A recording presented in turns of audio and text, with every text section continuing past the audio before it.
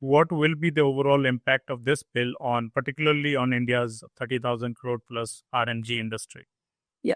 So, Manoj, this bill actually you will have to categorize, and like the Minister of IT, Mr. Ashwini Vaishnav, also said that it has three segments. One is your e-gaming aspect, which has been regularized. It's esports has been now will now the government will be spending money on actually promoting esports, like they said. Yeah. The second is the non-RMG playing games such as your Sudoku, chess, informative social games, which does not involve any money. Yeah. They have been legalized as well. So there's a clear distinction between them and the real money, which is the third segment. Now, this is where the challenge comes in for the industry. The biggest revenue or the tax depositor generator for the government was this segment, which is all your game of skill and your game of chance, which includes fantasy, poker, ludo, rummy. All of this has now been clubbed with betting, and all of this. So there's been no distinction between game of skill and game of chance, and any RMG or any game which involves money or wager there's been a blanket ban which is being proposed in the new bill. So this will have a huge impact. It will have repercussions, but like the minister also said that just to promote middle class welfare and social welfare, they are prepared to take this loss head on. I've I've I've spoken to some officials in the ministry. They've said that they've spoken and consulted with Ministry of Finance. They have gotten a go ahead from them that the ministry can bear this loss of 30,000 crores. That and bear in mind, Manoj, that this was expected to grow, right? It was expected to double by 2028. Yeah. So within 3 years, it would have actually been somewhere around 50,000 crores, north of 50,000 crores.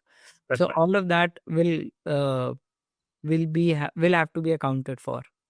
So, does this bill effectively make all these, fantasy, sports, poker, and rummy, entities illegal overnight, or maybe when this bill comes into force? Looks like that. So as far as what I can make out of the bill and what the speech that Mr. Minister made in the Lok Sabha, I think his intent is that he's classified it and he's not looking at it from the prism of fantasy, poker, game of chance, game of skill. He's looking at it any any game that involves money has been classified as one bucket. So anything that involves uh, pooling of money, cumulative sums to be dispersed, wagering, all of that has been clubbed together. We all know, some of the biggest players in the industry are from the RMG segment, particularly.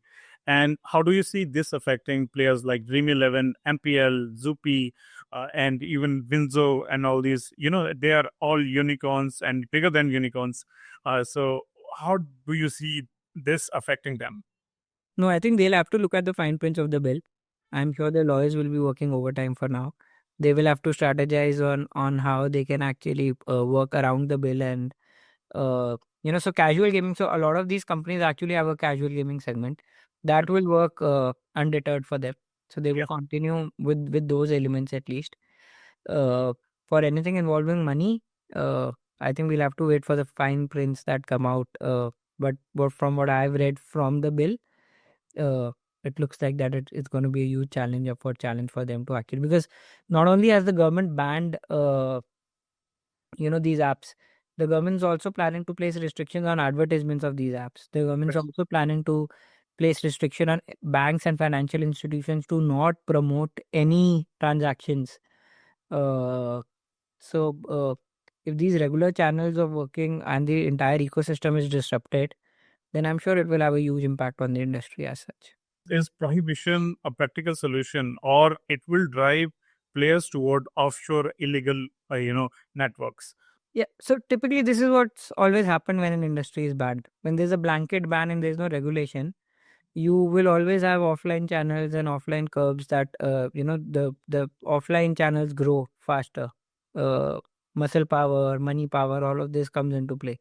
So typically, and that is what was happening with our online gaming industry as well. I mean, the challenge that we were facing was that the biggest competition was not actually the industry itself, but the illegal betting apps that were operating which were actually supposed to be, or in some numbers, they were actually 3 times the online gaming industry as well. That's how that's how much money was being placed there. So if you ban all the legal sources and the operators that were actually sharing all the data with government, they were sharing, they were proper KYC protocols, the code of ethics was implemented. So they had things like psychiatrist on calls to actually help vulnerable players. So there were a lot of initiatives that the industry was taking as a whole to protect the gaming industry and distinguish itself from the betting and offshore gambling industry. But now that all of it has been clubbed, uh, I do feel that there will be a lot of offline gaming that will happen now. Yeah. Which So which what? used to happen in 1990s. If you look at traffic with 1990s, and it's well documented, there was a entire mafia that was being run from Dubai, and you have so many police officers on record who've captured all of that. So I think this might actually those offline channels will again gain a boom. What kind of risk does this pose to India's startup ecosystem and the overall investor confidence in gaming and tech? If you look at it, it's not just the RMG, right? If the government's actually gone ahead and they want to promote esports and casual gaming, so they've gone ahead and they've said that they're going to invest money into training people, into education, into building, developing apps. Pradhan Mantri's vision is very clear that he does not want India to be a game just playing the games. He wants India to start developing games. So I think from that perspective, government has been very active in the AVGC segment. They're actually looking at promoting games. So I think the streaming platforms, all of that will gain. There'll be a boost to But the fact is that still RMG contributes around like more than 70% of the overall revenue in the ecosystem. So if you remove that, then definitely esports cannot move beyond this limit. So it will definitely take some time. Yeah, I mean that's obviously there. I mean it will take time, but you have a esports federation now. You will have esports World Cups taking place. All the countries together, I can tell you, Gulf has been playing an active role in promoting esports. So there is going to be a lot of. And do you see this bill posing constitutional challenges to the bill? And given that there is a whole debate on skill versus chance, and even like state versus center jurisdiction on gaming. Honestly, I'll let a lawyer answer that. I mean, my knowledge of that will be limited, but I can tell you from what I know, if if Parliament passes a bill, the chances of and it gets nod from President, from what I've seen in my career, the chances of that getting reversed by Supreme Court reduces. But I'm sure there'll be a battery of lawyers for the RMG companies that will be looking forward to fine prints and then taking appropriate steps in courts. So, what would have been a milder or calibrated regulatory model instead of outright ban on RMG, particularly? No, I think if they would have actually, and to be honest, to be fair to the government also, they've given enough opportunities to the entire ecosystem to come and deliberate with them, tell them what is being done. So I think somewhere the entire industry, academia, all these RMG companies, the federations, they're all accountable and liable for this because they had opportunities to speak to the government, explain what is the difference between game of chance, game of skill. Why is the online gaming industry different from the betting industry? There were opportunities that were given. I think it is just that we were unable to explain clearly to the government, and hence governments actually clubbed it. But a better approach would have definitely been to be more to have more consultations. The federations were going into an self-regulation mode, Yep. encourage self-regulation from the industry bodies, make sure that there are adequate age gating controls, KYC controls. uh, these are things that would have so the bill addresses some of the problems, right? Yep. The fact that there were a lot of minors playing, so if there were adequate age gating controls, this can be controlled. Similarly, addiction's been mentioned in the bill, so addiction can be controlled by the fact that if there were time limits and money limits, that self exclusion was being talked about in all the forums and the industry. And every big company, if you look at it right now, it has tools and mechanisms for self exclusion. So I think the industry was working towards uh, regulating itself, but somehow they were not able to clearly articulate it to the government, which is why governments come up with this rule. From your point of view, what are the options available before them? Esports, social gaming, or something else?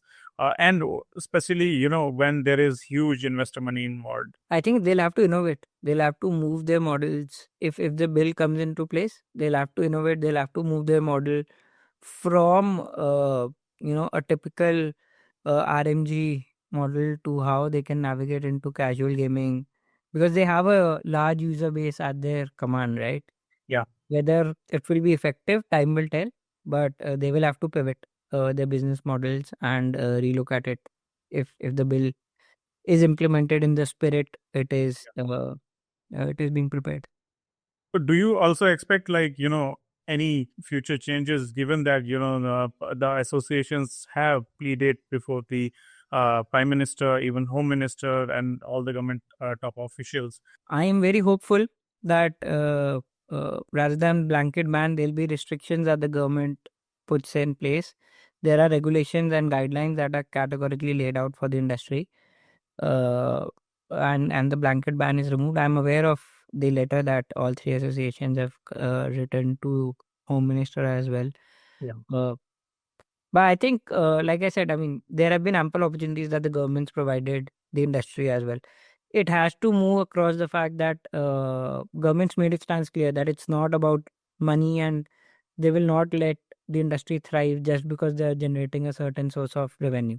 So they will have to move beyond the fact, because that's the narrative that was being tom-tommed in every convention that I was part of, that, we generate revenue for the government of India. But government's made it stands very clear that, they're prepared to forgo the 30,000 crores Yeah. money that's being generated for social justice. So, I mean, they have to In do. fact, there is also a national security, fight. Absolutely. So they'll have to address all of this. And if you actually look at it, our code of ethics that we at Grant Thornton had launched, it addresses all the points one by one that governments raising, or your age getting controls, your self exclusion controls, your national security risk, your KYC, advertisement guidelines by ASCII. All of this was part of code of ethics that we've been championing for past couple of years. So if they can actually, and all the companies are going through the code of ethics as we speak right now. So all the 200 odd companies in the RMG space was mandated to go through this. So I mean, if we can actually clearly demonstrate to the government that these risks are being addressed by the industry on their own, and there is a lot of self-regulation that's going on. Yeah. I'm hopeful that this bill will go through amendments, and there'll be changes that are being made.